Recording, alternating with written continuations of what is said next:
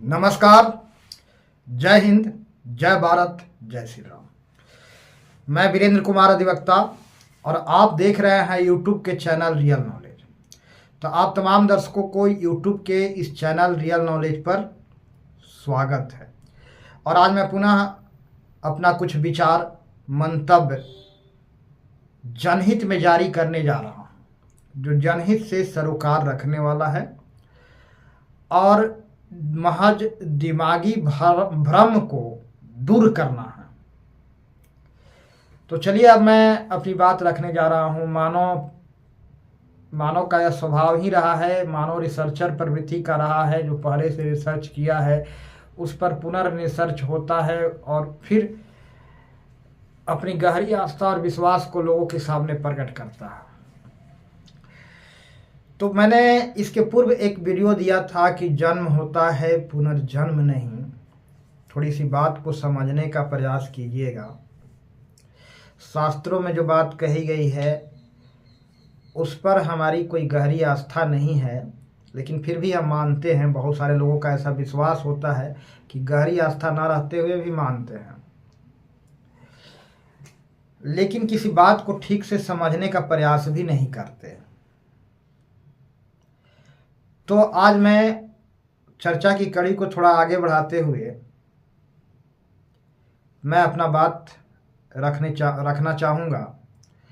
तो आत्मा क्या है, थोड़ा सा एनालिसिस करें, चिंतन करें और खुद को आत्मभाव में परिणित करने का कोशिश करें। मैं एक आत्मा हूँ,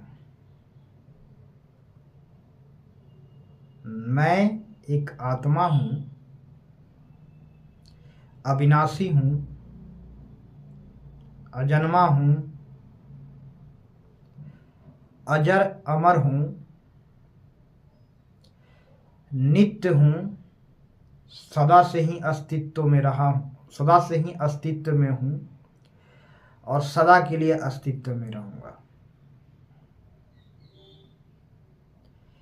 मैं अजर अमर हूँ। शोक दुख से हमें कुछ लेना देना नहीं, प्रसन्नता और सुख प्रसन्नता से कुछ लेना देना नहीं, राग द्वेष से भी कुछ लेना देना नहीं। मैं अजन्मा हूँ, इसलिए मृत्यु का तो प्रश्न ही नहीं उत्पन्न होता।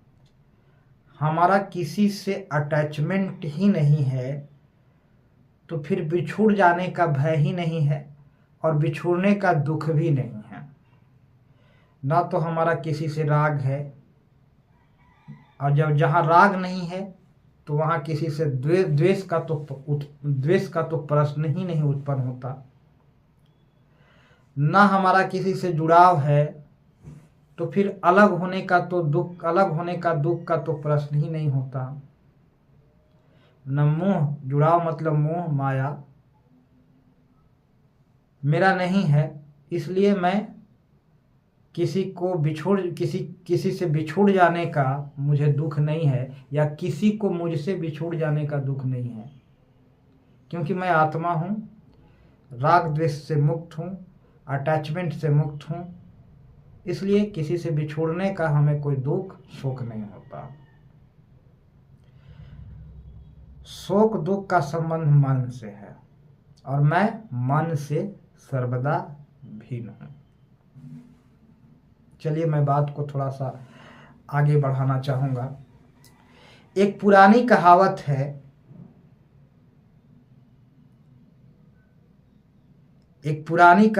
है कि हिले रोटी बहाने मौत।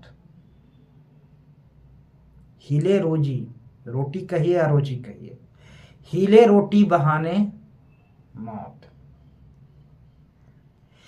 हिले मतलब हिलना, हिलना मतलब मूवमेंट मतलब एक्टिंग मतलब कर्म। बिना मूवमेंट के, बिना हिले रोटी नसीब नहीं होता। हिलना तो पड़ेगा ही, मूवमेंट तो जरूरी है। एक जगह शरीर चुपचाप शांति से मुंह बंद करके हम बैठे रहें तो हमको रोटी नसीब नहीं हो सकता। हमें रोटी पाने के लिए हिलना पड़ता है, कर्म करना पड़ता है और मूवमेंट जरूरी होता है। अगर कोई बना करके दे दे तो भी खाने के लिए हाथ हिल चलाना पड़ता है। अगर कोई मुंह में खिला दे तो भी मुंह को चलाना पड़ता है चबाने के लिए। बिना मूवमेंट के रोटी नसीब नहीं होता, मूवमेंट जरूरी है। इसलिए कहा गया है कि हिले रोटी। लेकिन रोटी का प्रबंध ऊपर वाला करता है।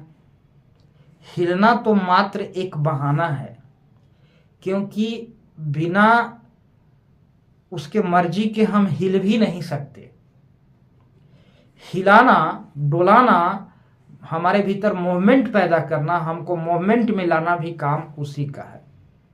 वही मूवमेंट में लाता है, उसी के मर्जी से तो हिलते हैं, अन्यथा तो हम हिलने में सक्षम नहीं है, हिल ही नहीं सकते। तो हिलना तो एक बहाना है, रोटी देना ऊपर वाला का काम है, रोटी का प्रबंध करना ऊपर वाला का काम है, और हिलना तो मात्र एक बहाना है।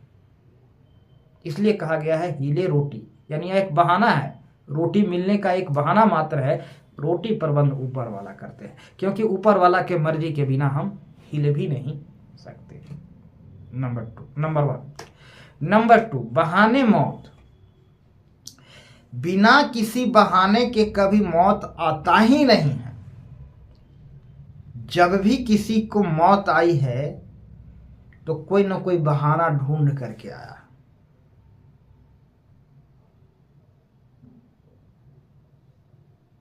और आप जो नेचुरल डेथ कहते हैं वो भी एक बहाना है। कभी कभी बच्चा गर्भ में ही मर जाता है। आप सुने हैं कि मरा हुआ मृत बच्चा पैदा हुआ, और कभी कभी जन्म लेने के 2-3 घंटे बाद मर जाता है, कभी 2-4 दिन बाद मर जाता है, कभी महीने दिन बाद मर जाता है, कभी कोई इंसान किशोरावस्था में मर जाता है, हार्ट अटैक के कारण, ब्रेन हेमरेज के कारण, कोई भी कारण हो सकता है। और कोई बुढ़ापा में मृत्यु को प्राप्त होता है। तो हम कहते हैं कि शरीर जब जर्जर हो जाता है, अनुपयोगी हो जाता है, तो आत्मा शरीर को छोड़ देता है। यानी एक वस्त्र है जिसको वह त्याग करके दूसरा वस्त्र धारण करता है। चलिए ठीक है। तो मौत एक बहाना ढूंढ करके ही आता है। बिना कहीं एक्सीडेंट हो गया, भूकंप में मरे गए, कुछ भी हो सकता है, कोई भी कारण हो सकता है। और ये बुढ़ापा वाला मृत्यु भी एक बहाना है।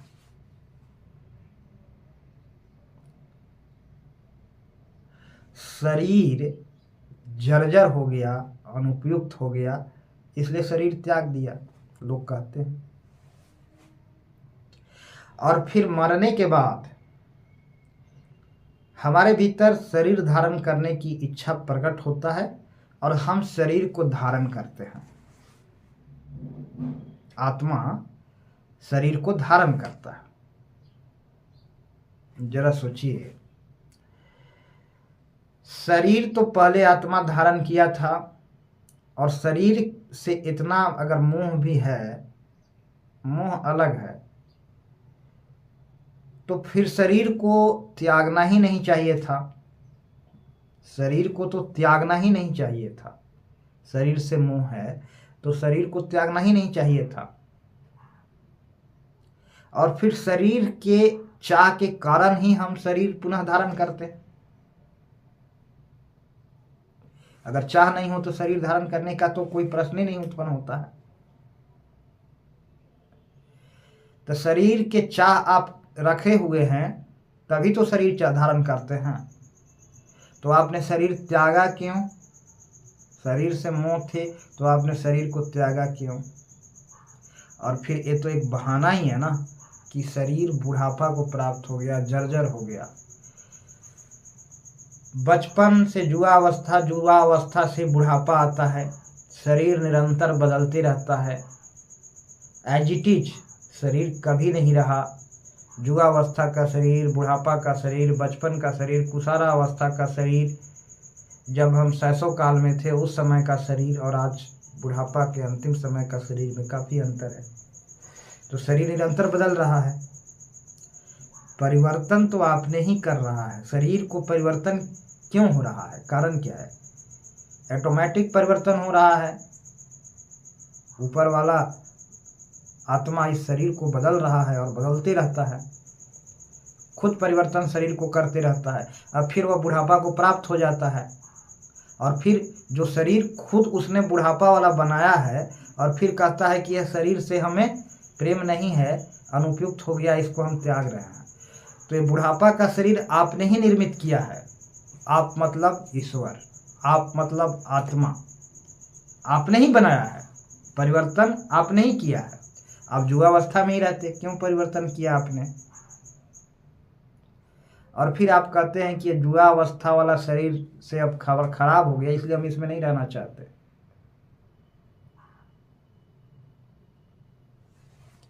और फिर शरीर को मुँह भी रखते हैं। तो जब तक शरीर से मोह है, जब तक इच्छा जीवित है, जब तक मन जीवित है, तब तक हम शरीर रूप में रहते हैं।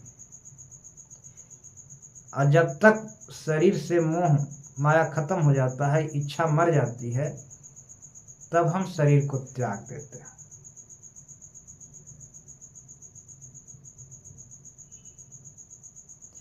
तो ये बुढ़ापा होना एक बहाना मात्र है मृत्यु के लिए। शरीर का जर्जर हो जाना एक बहाना मात्र है मृत्यु के लिए। यही एक बहाना है, क्योंकि हमने वैसा शरीर बना दिया है खुद ही, ईश्वर ने, आत्मा ने, और फिर ये बहाना मार रहे हैं कि यह शरीर जर्जर हो गया है। तो एक बहाना मात्र है मृत्यु का कि शरीर बुढ़ापा को प्राप्त हो गया, जर्जर हो गया। इसलिए कहा गया है कि हिले रोजी बहाने मौत। वीडियो अभी 12 मिनट का हो चुका है, अभी चर्चा समाप्त नहीं हुई है। आज के लिए मैं इतना ही अपनी बात रखना चाहूँगा और इसी से जुड़ा हुआ मैं आगे भी वीडियो लेकर के आप लोगों के समक्ष प्रस्तुत होऊंगा। तो आज मैं अपनी बात को यहीं समाप्त करना चाहूँगा और अंत में तमाम दर्शकों को मैं प्यार भरा नमस्कार बोलना चाहूँगा। तो सभी को प्यार भरा नमस्कार। जय हिंद, जय भारत, जय श्री राम।